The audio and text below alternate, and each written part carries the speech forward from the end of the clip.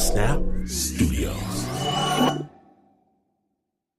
This episode is brought to you by Progressive Insurance. Whether you love true crime or comedy, celebrity interviews or news, you call the shots on what's in your podcast queue, and guess what?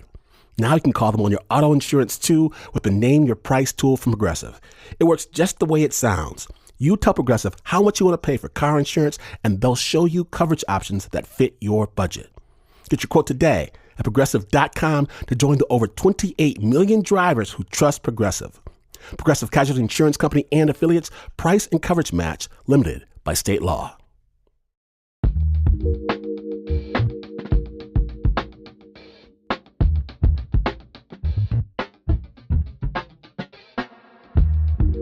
Growing up, there's a kid in my school, in my grade, that attends my church.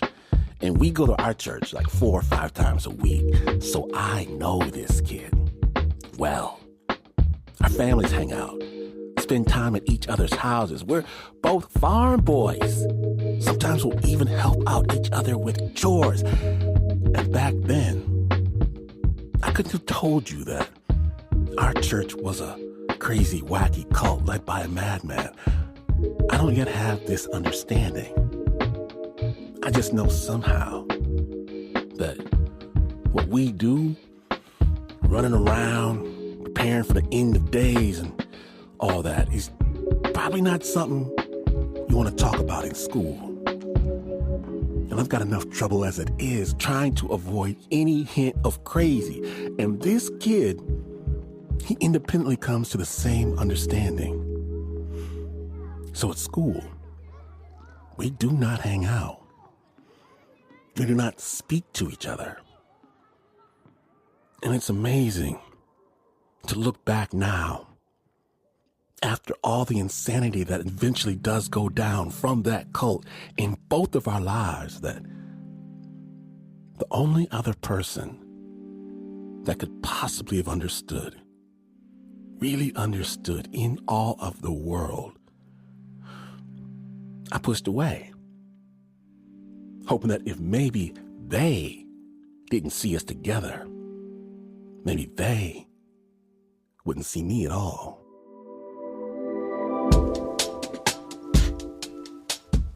Wow.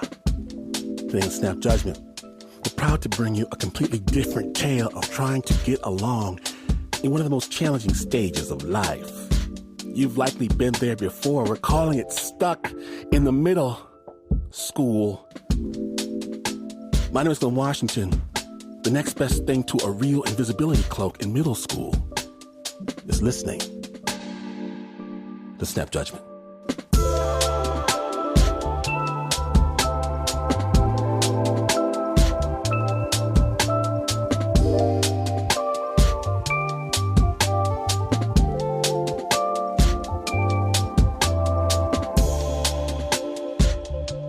We begin in a small suburb right outside of D.C.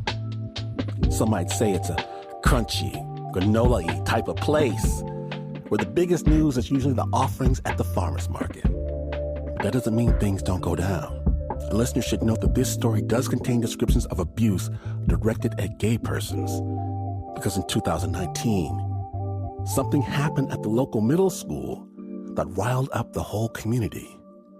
Mark Betancourt has a story.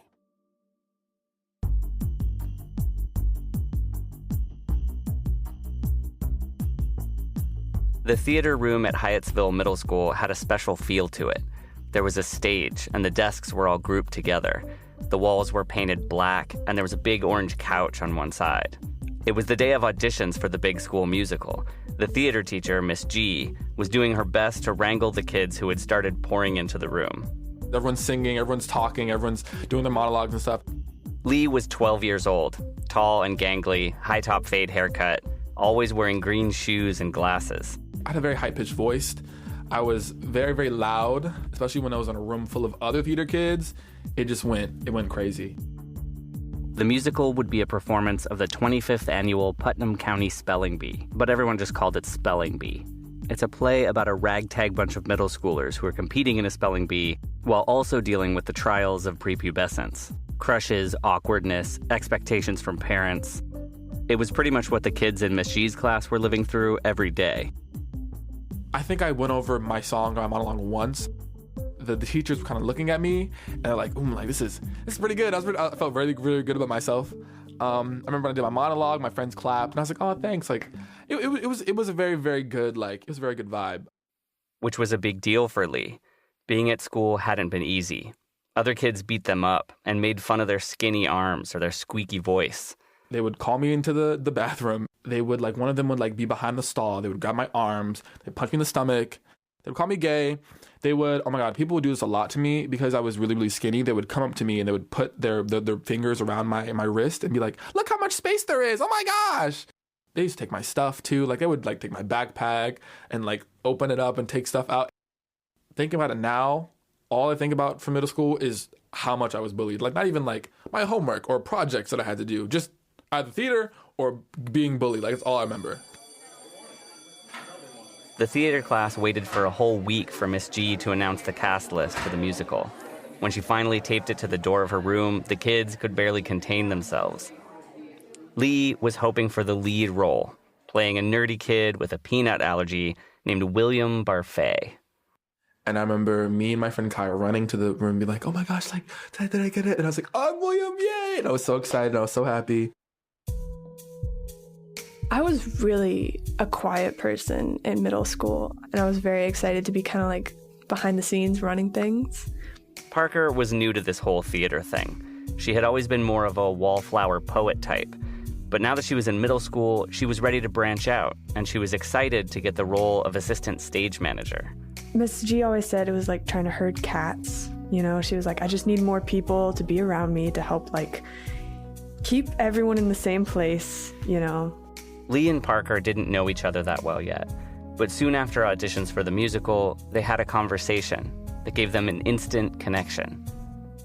There's nothing like getting real deep real quick with someone to make you really bond. During auditions, Lee had started to notice two of their classmates. One was a girl and one was a guy. Lee thought they were both kind of cute. Lee didn't know what to do with that. What did it mean? I think I remember almost like a light bulb going on top of my head, and I was like, I could just ask Parker. Parker would know. 7th grade was right when I had cut my hair real short, which I feel like is a very gay experience. I had my hair real short. It was dyed. I would wear all these colorful sweaters. Parker had come out as queer the year before to her parents and her friends. The colored hair, the dyed hair, the nails, the rings, all the jewelry. I was like, they're probably gay. I mean, I wasn't wrong. I felt safe when I saw them. So on the bus home after auditions, Lee texted Parker. I think it was just help. And then I think you asked what was wrong. And I was like, I like this guy and I like this girl. And what do I do? And I think I'm gay, but then I also like this girl. And I think I'm definitely not straight. But I remember your answer was very, very simple. Very, very just, you can like both. And I was like, you're like bisexuality. And I was like, oh, okay, cool. I was already kind of aware of my own sexuality. So we kind of had that let's figure out together. And I'll tell you kind of how I knew. And then I guess we helped each other out. Looking back, I didn't know as much as I thought I did, probably. There are moments in childhood when you realize you're not who you thought you were, and the world isn't what you thought it was. For Parker and Lee, the musical, Spelling Bee, would become one of those moments. On the first day of rehearsal, everyone gathered around in a big circle to read the script out loud. Right away, Lee jumped into the role of William, adding little touches like sneezing in the middle of a line to show that William had allergies.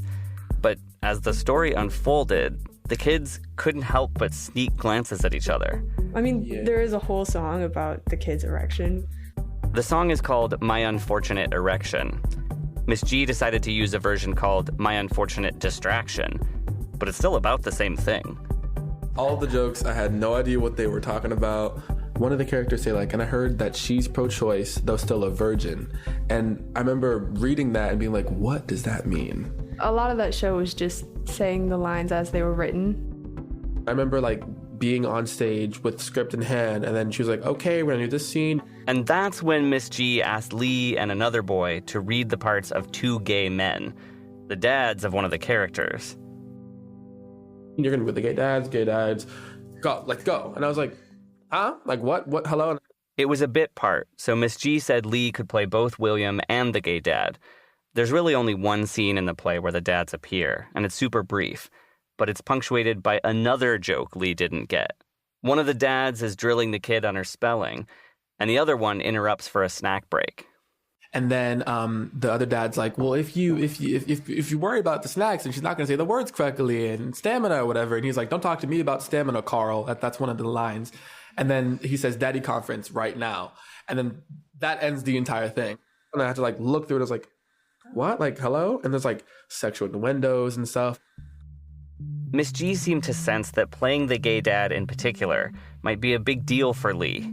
She was very like, are you okay? Like, are you sure you want to do this? And I was like, no, I'm fine. Like, I was very like, I can do this. Like, I definitely treated my entire middle school theater career very professionally. And I was like, I can do this. Like, it's whatever. It's just gay. It's just acting. Just acting. And I honestly, at first, I didn't have a problem with it. At first, I was like, okay, cool. I can do this. I can. It's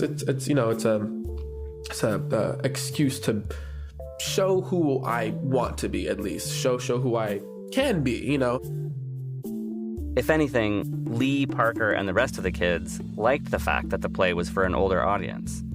I was like, this is really different than anything we'd ever done. Because, like, before we had done, like, The Lion King. And it's so fun, but it's so theatrical, and it's so made for kids that it doesn't feel as real, And the spelling bee felt very, like, interesting and adult. Maybe even more appealing was that Miss G trusted them with the material. She would be real with us, and she would kind of talk to us like we were human, which felt really different and nice. But then one day, Lee was in the middle of rehearsing a scene when some students came into the auditorium. And I remember looking out during rehearsals and seeing one of my bullies there looking at me, and I was like, that's gonna suck. The next day, those same students started taunting Lee nonstop. They would say it so loudly in class, and so like everybody would hear, and they're like, you're in the musical. I mean, I was singing and dancing on a stage, and so they were like, that's also gay too. Like, I don't know if you know that, but that's also gay. Like, we thought you were because you have a high voice and you talk with your hands and stuff, but now you're in theater, and now we see the characters are playing. Go like You're definitely one of them, and they did not like that at all. Being called gay, this wasn't new. But now, as Lee was starting to explore their own identity, it felt different. Being in that vulnerable state, figuring out who I was, being bullied before I even could figure out who I was. It's like, I don't even know what I am. Having a wave of emotions and a wave of experiences being like crushed onto me before I could even figure out what the word gay meant, or different sexualities at that was a lot. And it didn't help that I felt like I didn't have time to figure out who I was. I couldn't breathe. I couldn't exhale. But Lee still loved theater class. I was like, okay, cool, I'm being bullied in school, but in rehearsal, I'm free, I'm happy, I can do whatever I want, let all that wash off me and like be someone who wasn't the words that they told me that I was, like I could be myself. I could be people who, loved me and actually cared about me and be with them. As the weeks went by, the kids learned their lines and started to put together costumes. Lee's was a dress shirt and tie with baggy shorts and sneakers. Parker channeled her inner boss and learned how to keep the rowdy middle schoolers on task. The whole time, people were so excited to be doing this. Like, every time we would learn a new dance, we would learn a new song, like people would talk about it, they would sing the songs like outside of rehearsal, they would do the dance, like I would see people in the hallways like doing the things and practicing, and it was really fun. Then one day, only 3 weeks before performance time, Miss G took Parker and the other stage manager aside. She looked upset. I think we went out into the hallway, and it was very, you know, like, don't tell people, I don't want to cause a panic, but I feel like you guys should know this. And she was like, it's not happening. They canceled it. Lee heard the news and just started sobbing. It felt like they had lost their refuge. My paradise was gone, you know? My initial reaction was definitely anger. I mean, I was angry and upset and frustrated that we had put all that work into it and it was getting just swept away and it didn't matter. But I think it kind of quickly became disappointment. And then figuring out why it was canceled.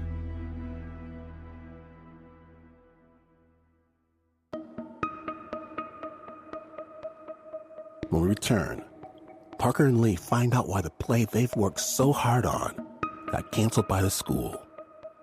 Snap judgment.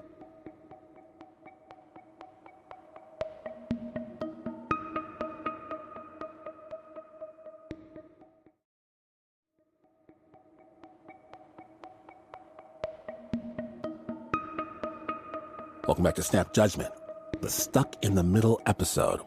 When last we left, Lee, Parker, and the rest of the theater kids were busy and excited to put on their big play until the teacher broke the news that this play was not happening. Snap judgment. Miss G said the school had concerns about a bunch of things in the play. She also, in Parker's words, heavily implied the cancellation had something to do with the gay dad scene. Whatever she may have said, the kids came away with that impression. That spread quickly among the other kids, and eventually it got back to their parents. I remember my mom being like, we have to protest. We have to get it back on. We don't want people to think that this school board or like this group of parents that have children in this school would be the kind of people to like think this way or to cancel play just because it has a scene with two gay people in it. Like she was like, we can't be homophobic. Like that's wrong. I'm going to write to your principal and like I'm going to write to the school board. And she was like, she would ask me like, oh, do you know like who the superintendent was? And I'd be like, no, I'm in 7th grade. And it wasn't just the middle school parents who were upset. I remember Jamie McGonnigal was in our living room like, this is awful and this is terrible and they can't do that. And him and my mom were talking. The first piece of information we got was that it was canceled because there's gay characters in it. So all my gay antenna went off. And I put on my cape. And That's Jamie. He's Parker's neighbor. He didn't even have a kid in the play or the school, but I know the play very well. I've had a history with it in New York. I had a lot of friends who were in it on Broadway initially, and I just went right into action. It's a thing I do when I get mad about a thing. I tend to the social justice warrior real fast. And especially when it's something gay, I was like putting my shoes on. I'm like, I'm out, let's go.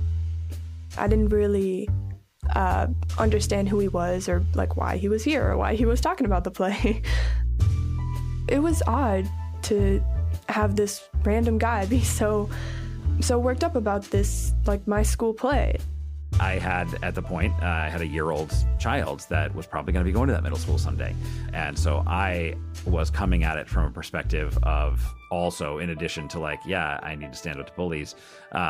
Also, like, I want my kid growing up in a place where a school play is not going to get canceled because there happen to be gay dads in it. as a teenager, Jamie had been called a lot of the same things Lee was being called. He saw this as an opportunity to be the adult he wishes he'd had when he was a kid, someone to stand up for him. He was like, I'm so sorry. Like, you shouldn't have to feel like the community doesn't accept you.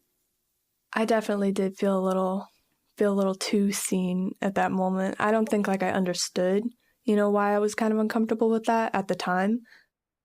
Within days after the musical was canceled, Jamie joined other parents who were protesting in front of the school, trying to pressure the principal to reverse the decision. I think it was like 3 or 4 of us by the city bus stop outside, just holding signs and waving at people. Then he took to the internet. He created an online petition that talked about how hard the kids had worked, how their parents had driven them to rehearsals on nights and weekends, and how the kids had found a supportive community where they could make art.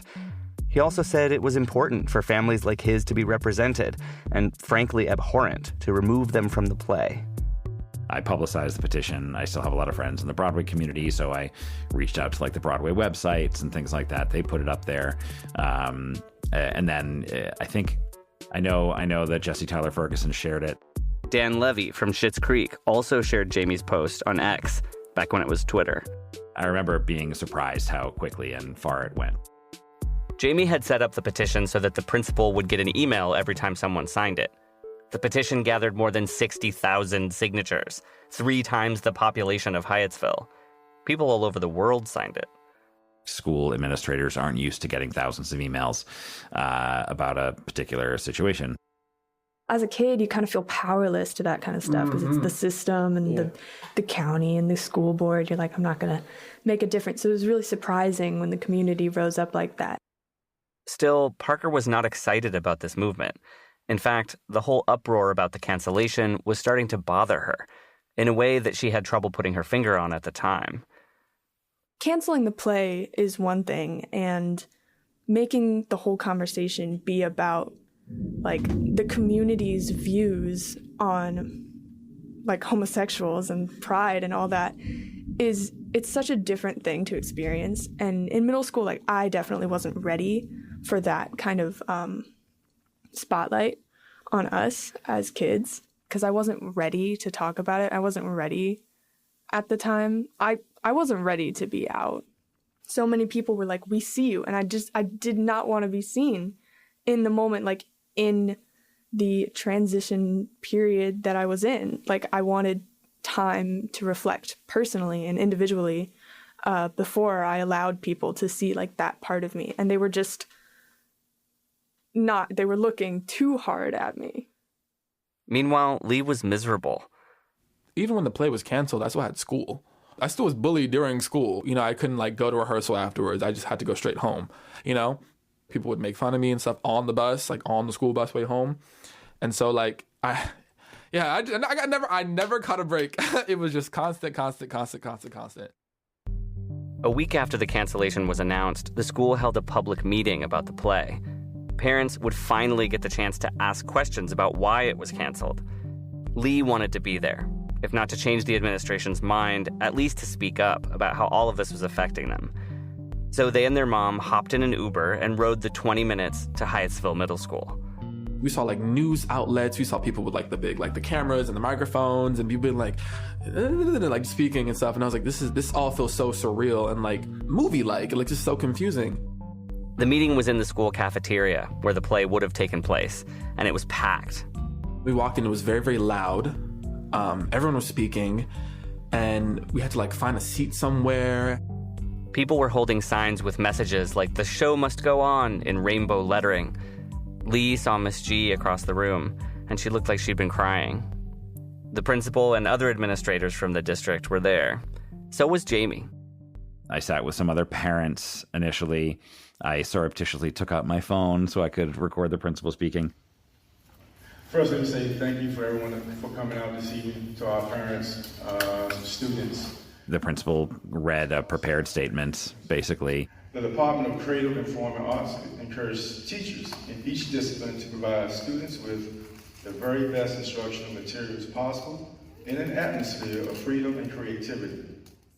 The principal said the problem was that the play was not appropriate for middle schoolers. It was only officially cleared for high school students. It had been a mistake to let the kids do this production. The parents in the room were not buying it.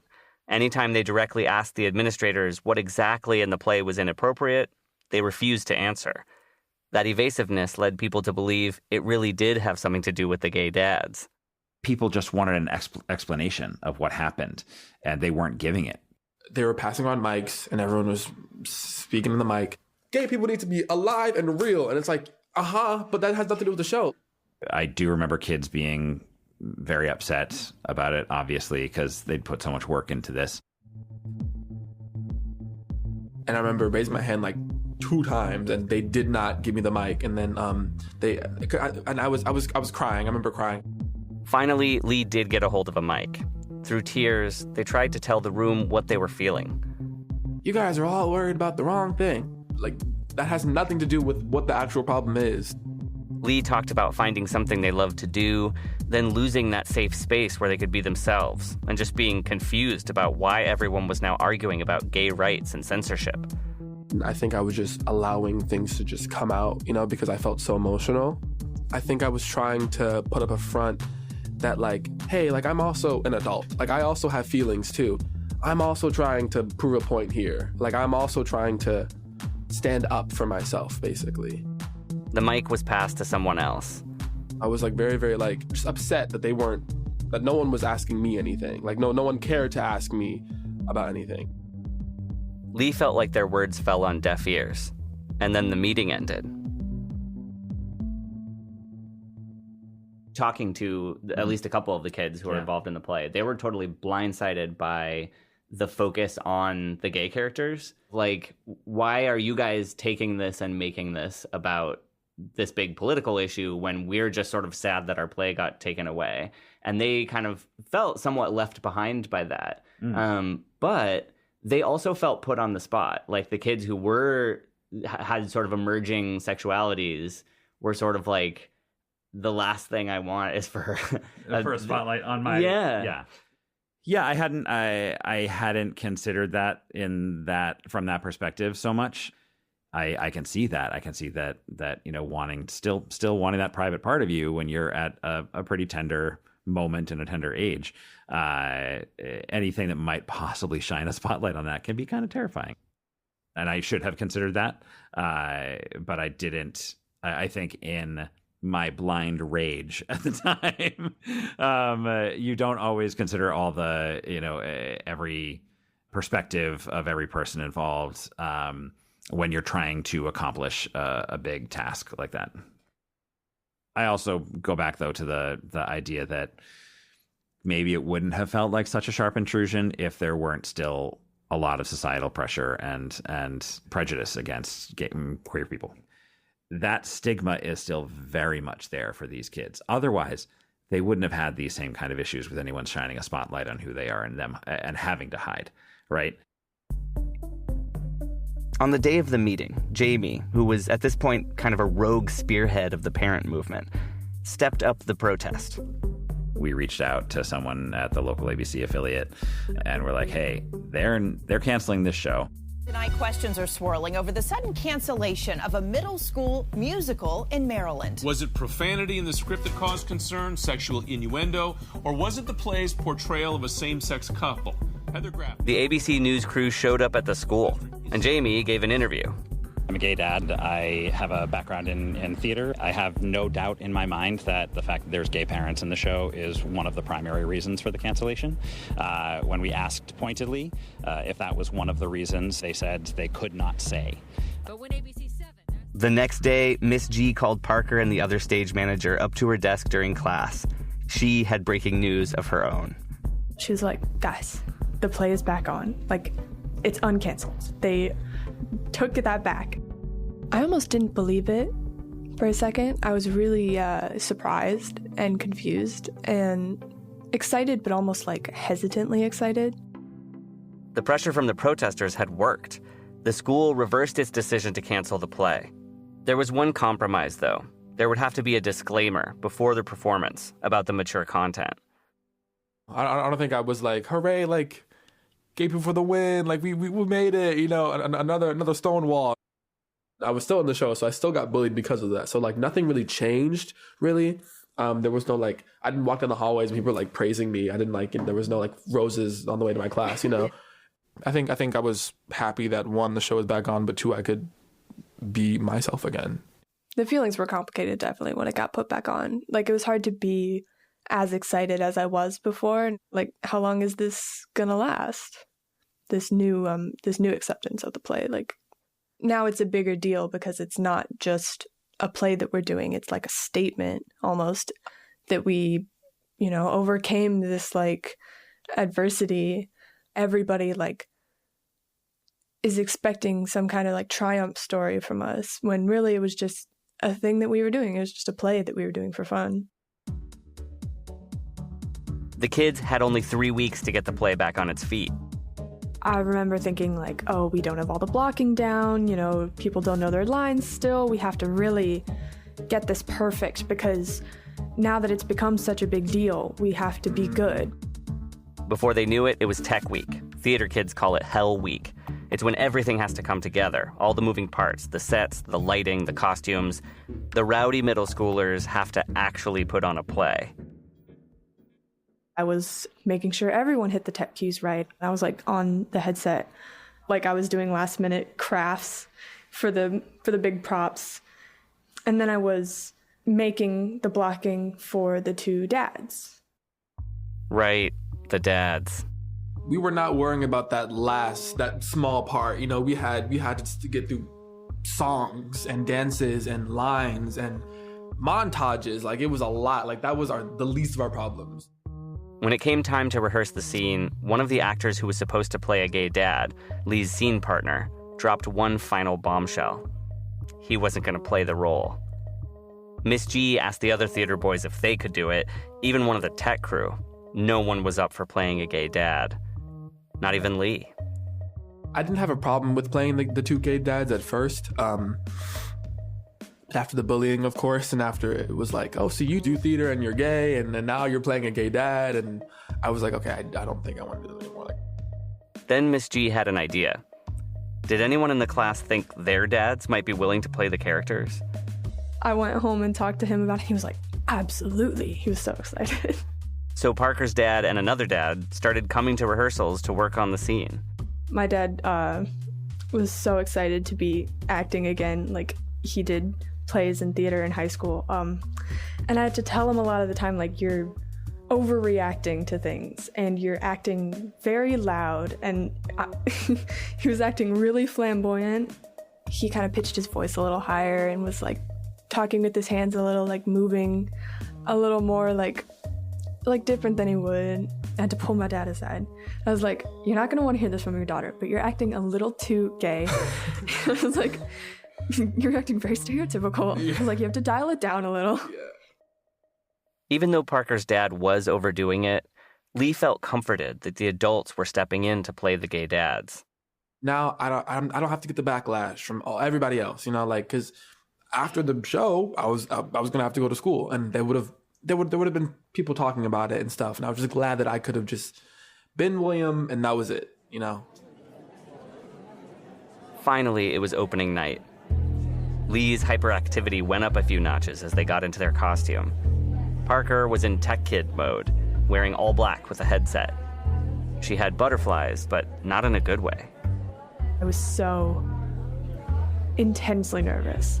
If we do go through with this, is it going to be worse now that this scandal has been brought up? Are people going to see this play and yell bad things? I thought, should I be looking out the curtain windows and watching for people? I was all excited to go because I felt like I had some tiny part in helping to make it happen. So we got dressed up, we sat in the front row. And Jamie had one last little show of support for the cast. Hi guys, this is Jose Lana, original Chip Tolentino, sending a big shout out to the kids and drama teachers at Hyattsville Middle School over in Maryland. I reached out to a lot of the original cast members who were in it on Broadway and asked them to put together messages for the kids. They all knew the story. They'd all passed around the petition that I made. Toward the end of the video, there was Jesse Tyler Ferguson.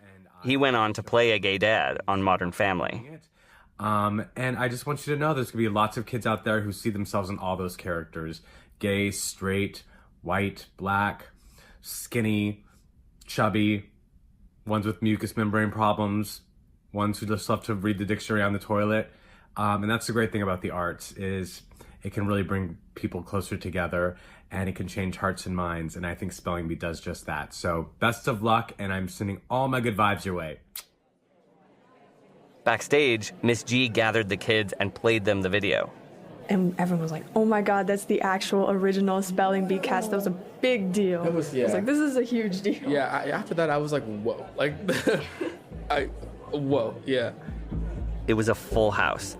Backstage, as the kids scrambled to their spots, Miss G rushed in with a new plan. For the longest time during rehearsal, we couldn't say like cuss words. We had to like bleep them out or whatever. Opening night, Miss G was like, "You guys can say them now. It's like just say them, you know, like don't be afraid to say them." I was like, "Okay," but like nobody got it. So there's one line where it's like "God damn it" or whatever, right? And we've changed like "gosh darn it" or whatever. But it's like one person saying "God damn it," the other person saying "gosh darn it," and it's like a mix of it. And like I remember like doing it, looking at them, and be like, what do we do? Like, this is going horribly. Like, what do we do? You know? That kind of fit though, because wasn't that in the song called Pandemonium? Yeah. Yeah. So it kind of worked. That's true. Yeah.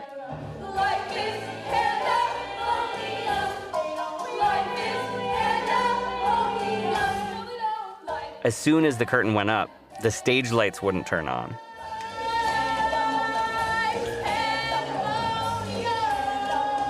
From there, it was a cascade of unfortunate events. Lee's mic kept cutting out. A rat had chewed through the wires in the sound system. People kept missing lines. It was a very like, the show must go on, even though people are forgetting their cues and doing stuff wrong on stage and the lights won't turn on and everything's going crazy.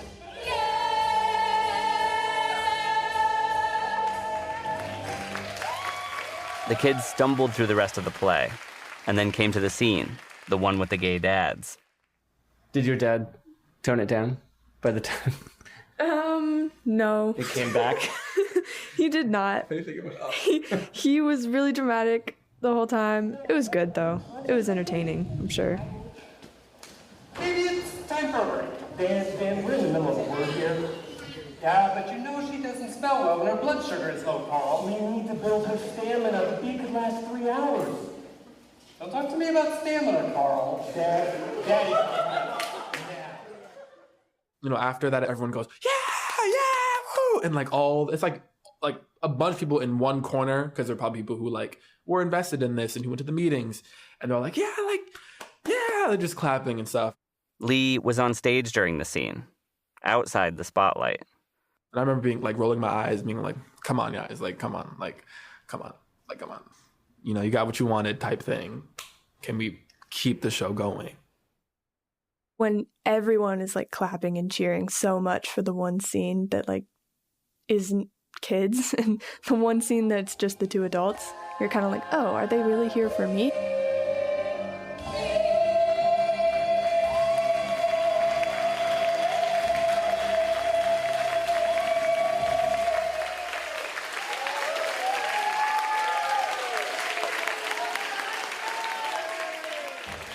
The play ended. The cast took their curtain call. Jamie and his husband joined in a standing ovation.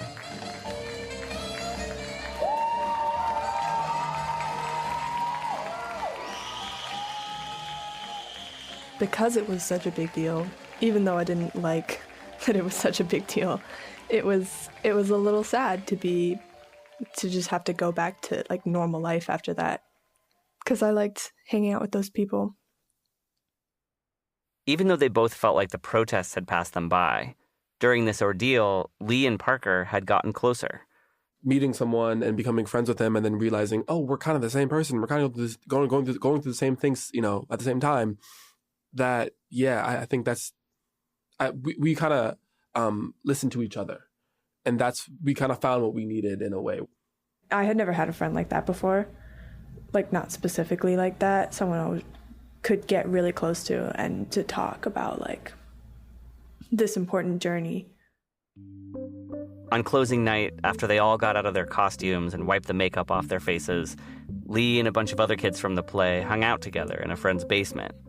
They played Minecraft and ate candy and reminisced about the year.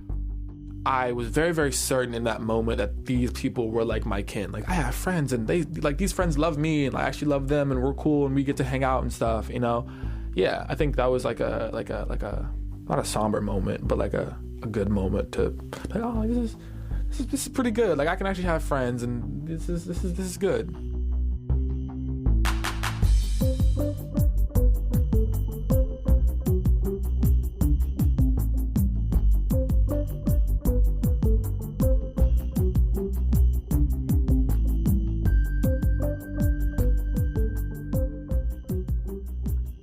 very, very, very big thank you to Lee and Parker, who are best friends to this day. They graduate from high school this very month.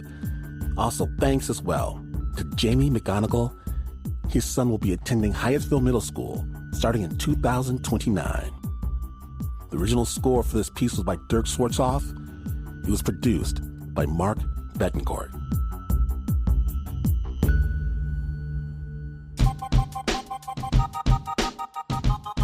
Now, after the break, the secret to magic revealed.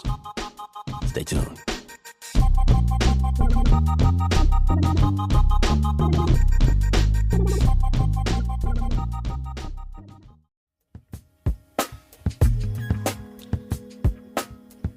Welcome back to Snap Judgment, the Stuck in the Middle episode. You are in for a treat because I saved a seat for you right front and center with the full house. Snap Judgment, live.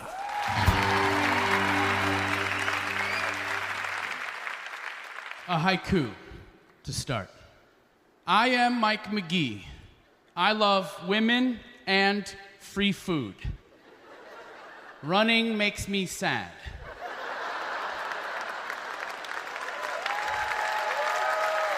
It's true. Now, I have the luxury of not enjoying running. But I was born with spina bifida. And those of you who don't know what that is, it is a neural tube defect. It's a birth defect that, it's a spinal deformation. And most people with it can't run. Usually in wheelchairs, they need help with mobility. I don't. I can, karate chop. I can't kick very high though. Now, because of spina bifida, I do have a certain amount of nerve damage basically between my nipples and my knees. And that nerve damage affects my bladder. It doesn't work at all. I have no bladder control whatsoever. Not a drop of it. I wear diapers. I've worn diapers my whole life. 37 years of diaper changing. I'm pretty good at it. Now, I'm pretty comfortable now with wearing diapers, but I wasn't as a kid. As a kid, it was tough because kids could hear them. Whenever I'd walk through school, they'd hear my diapers. And they'd find out about it, and I was Catholic, so I couldn't lie about it, So I would explain to them what spina bifida was, and they just weren't having it, and they thought I was a freak, and they would tease me. Diaper boy! Really original. We moved a lot, and everyone came up with diaper boy. Times were tough. I mean, not too tough with my family, I've been chubby my whole life. My mouth has been high-fiving food since 1985. But being teased so mercilessly through school made it really tough. And one day I came home crying. One time only, I came home crying. And my mom grabbed me and she said, Michael, if you're going to survive this life, you got to make them laugh with you and not at you. And she was right. Right then and there, she gave me permission to be hilarious. But I was still pretty bad at it.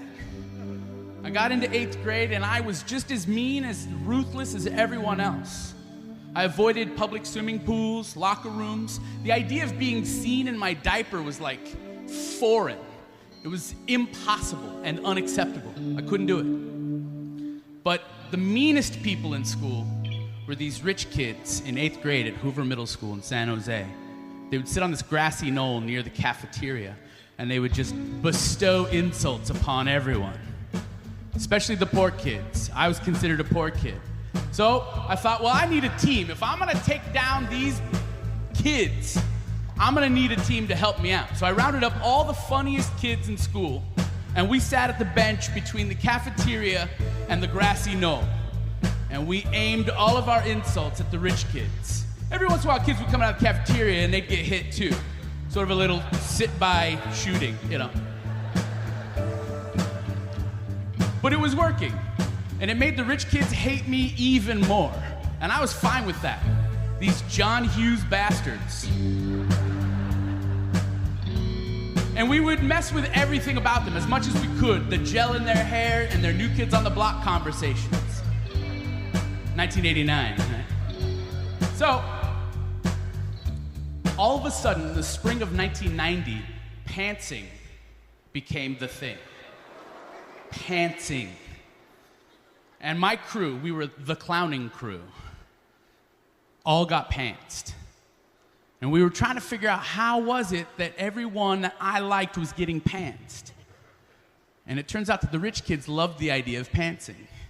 But there was no way they were ever going to touch the clothing that was bought at Kmart. So they had a hired gun, and his name was Corey. Corey was the fastest kid at Hoover Middle School. And the reason he was the fastest kid was because he was the skinniest kid. The reason he was the skinniest kid is because he was easily the poorest kid at school. He got free lunch like us at the cafeteria. We couldn't understand how the rich kids lured him in. He had principles. And then one day, we figured it out. The rich kids lured him onto the grassy knoll and made him pants people by raiding their cupboards and pantries at home, food they knew no one would miss, and they'd fill his backpack with groceries to take home to his family. It was the only way to get him to do it. And he did, with efficiency. He was of the wind. He could pants anyone. By the time you knew your pants were around your ankles, he was gone. And he probably had your wallet, too. He was so good. And there's no way I could outrun him. And that occurred to me one day. I was like, I'm going to be a target. There is no way the rich kids aren't going to make sure that I get pantsed. My clowning crew grew nervous. So for days, we tried figuring out a way to avoid me getting pantsed. Because if I get seen in a diaper, it will be the end of my life from here on out. I'd still be alive, but it would just be dull. So we tried figuring this out, and there was just no way around it. Because my wardrobe consisted literally of 3 t-shirts and 4 pairs of sweatpants. Sweat pants. A cloth made of the finest dryer-lint and hope. Pants made for pantsing. I was so scared. It was going to happen. There was no way around it. I couldn't outrun Corey. He, a tiny, very hungry cheetah, waiting for a buffet, and me, a fat, lazy zebra, really just ready to be a buffet. The day came. I woke up one warm June morning knowing it was going to happen. I went to school like nothing was going on. I got my free lunch. I stood outside the cafeteria, and I kept my eye on Corey. The whole school kept their eye on us. They knew it was coming down. My clowning crew was nervous. They knew it was going to happen that day. I stood there, kept my eye on him, thinking, if I can see where Corey is, I'm safe. There's no way it's going to happen. And if it's not going to happen, then that means I've won. Maybe I've already won. And by the time that thought hit my brain, I felt 2 bony handfuls of sweatpant being tugged down by Corey behind me, the ninja pantser. I looked down to see the elastic of my sweatpants around my ankles. I had been pantsed. Corey and the rest of the lunch crowd looked up, expecting to see me in a diaper. But instead, what they saw was a second pair of sweatpants.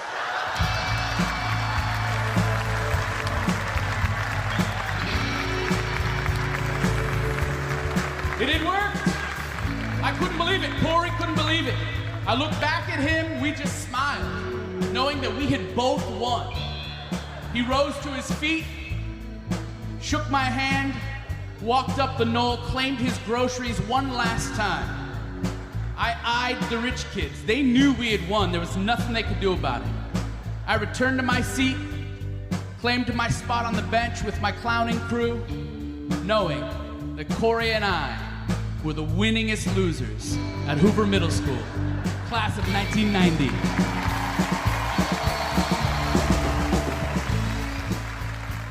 Big love to Mighty Mike McGee for the hilarity. Mighty Mike McGee. See the full video of this performance in all of its Technicolor glory. It's all on our website, snapjudgment.org.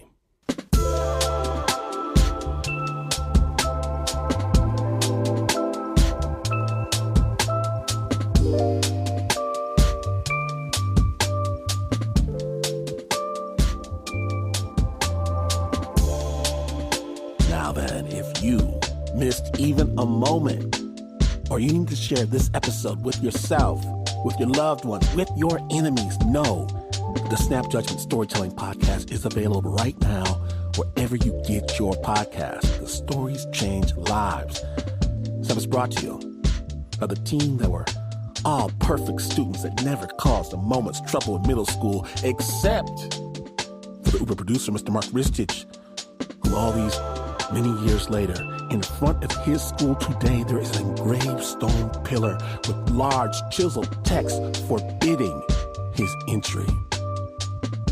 Now there's Nancy Lopez, Pat Mesiti-Miller, Anna Sussman, Renzo Gorio, John Facile, Shayna Shealy, Taylor Ducott, Flo Wiley, Bo Walsh, Marissa Dodge, David Exame, and Regina Bediaco.